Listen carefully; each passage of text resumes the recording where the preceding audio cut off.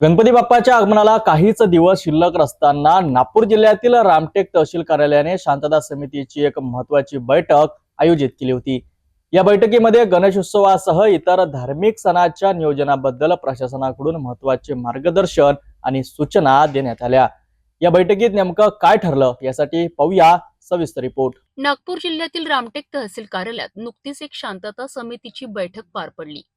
या बैठकीचा मुख्य उद्देश गणेशोत्सव आणि इतर धार्मिक कार्यक्रमांच्या काळात कायदा आणि सुव्यवस्था राखणे हा होता। बैठकीच्या अध्यक्षस्थानी रामटेकचे तहसीलदार रमेश कोळपे होते। त्यांच्यासोबत उपविभागीय पोलीस अधिकारी रमेश बरकते, देवलापारच्या तहसीलदार पल्लवी जाधव, रामटेक पोलीस ठाण्याचे अधिकारी रवींद्र मानकर आणि शहरातील गणेश मंडळांचे पदाधिकारी तसेच पत्रकार उपस्थित होते।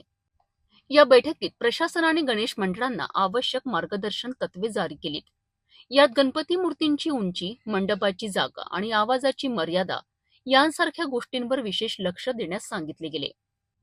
नागरिकांना धार्मिक कार्यक्रमांमध्ये त्यांचे अधिकार आणि कर्तव्ये यांची जाणीव करून देण्यात आली, जेणेकरून कोणत्याही प्रकारचा अनुचित प्रकार टाळता येईल।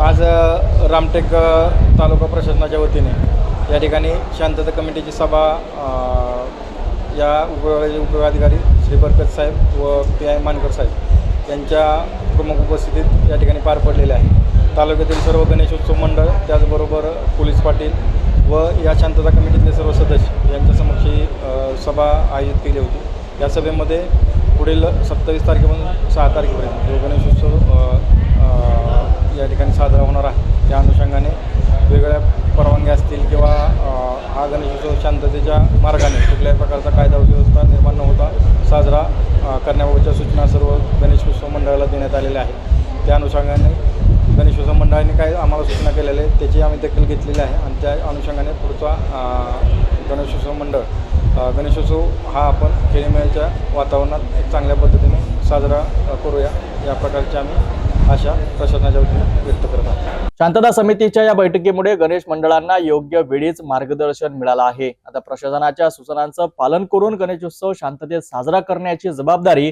नागरिकांची आहे।